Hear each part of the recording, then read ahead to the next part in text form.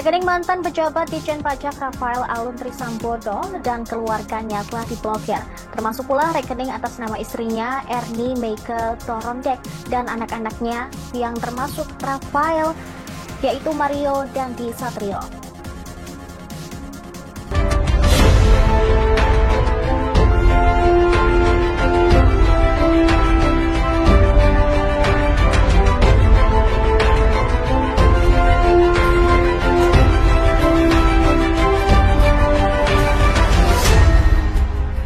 Tonton video ini sampai selesai agar Anda tidak gagal paham. Rekening milik keluarga Rafael Alun termasuk milik sang istri dan Mario Dandi diblokir oleh Pusat Pelaporan dan Analisis Transaksi Keuangan atau PPATK. Tak hanya itu, mereka juga memblokir puluhan rekening pejabat Direktorat Jenderal Pajak atau DJP yang dinilai mencurigakan. Dari puluhan rekening itu, total uang yang dibekukan PPATK menyentuh angka 500 miliar rupiah. Kabar ini disampaikan oleh Kepala PPATK Ivan Yustiavandana saat dikonfirmasi pada Selasa 7 Maret 2023. Ivan menyebut bahwa jumlah tersebut kemungkinan masih akan bertambah. Sebelumnya, Ivan mengungkapkan pihaknya telah memblokir puluhan rekening keluarga Rafael Alun Trisambodo. Bahkan PPATK juga memblokir rekening Mario Dandi Satrio, terduga pelaku penganiayaan anak petinggi BP Ansor bernama Kristalino David Ozora. Pihaknya juga memblokir rekening milik istri Rafael. Sebelum keluarga Rafael, PPATK lebih dulu memblokir rekening milik konsultan pajak. Sebab konsultan pajak Rafael tersebut terindikasi melakukan pencucian uang untuk mengamankan aset milik Rafael.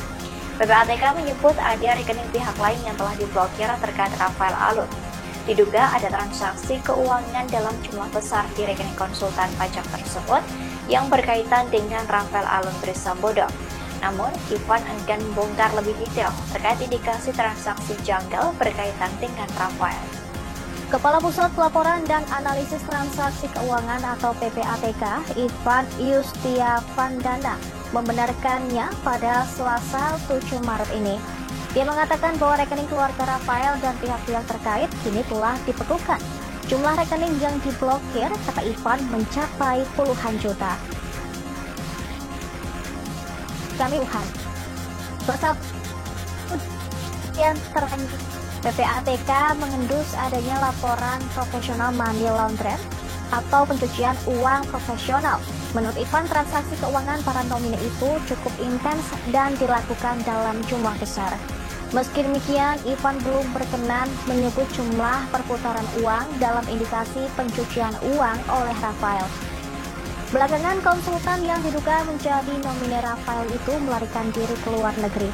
PPATK juga menyebut bahwa terdapat 2 mantan pegawai Ditjen Pajak yang menjadi nomine Rafael. Mereka bekerja pada konsultan tersebut.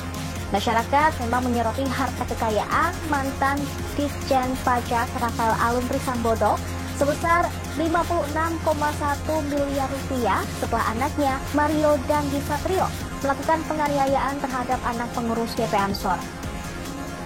Rafael kemudian dipanggil ke KPK pada 1 Maret lalu untuk dimintai klarifikasi terkait harta kekayaan yang dinilai tidak wajar.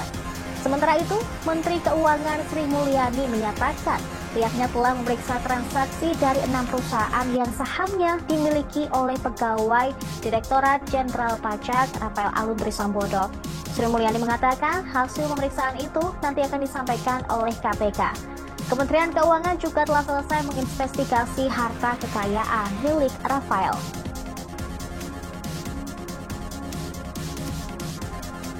Rafael Alun Trisambodo disebut memiliki geng di lingkungan Ditjen Pajak. KPK mengendus terdapat pola yang digunakan kelompok itu dalam menyamarkan kekayaan mereka. Deputi Pencegahan dan Monitoring KPK, Pahala Nainggolan mengatakan, Komisi Pemberantasan Korupsi hari ini, Selasa 7 Maret, akan memeriksa 1 pegawai Direktorat Jenderal Pajak. Pemeriksaan itu berkaitan dengan kasus harta mantan pejabat Ditjen Pajak Rafael Alun yang tidak wajar. Pegawai yang diperiksa dicurigai satu geng dengan Rafael dan diduga ada kaitannya dengan harta Rafael yang dinilai tidak wajar. Pahala menyebut pemeriksaan terhadap pegawai pajak ini akan menunjukkan bagaimana pola geng di lingkungan Ditjen Pajak. Menurut dia, Rafael memang memiliki banyak teman di lingkungan Ditjen Pajak.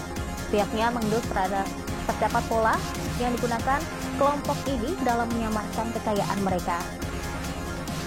Pahala sebelumnya menyebut bahwa di lingkungan Ditjen Pajak memang terdapat semacam geng.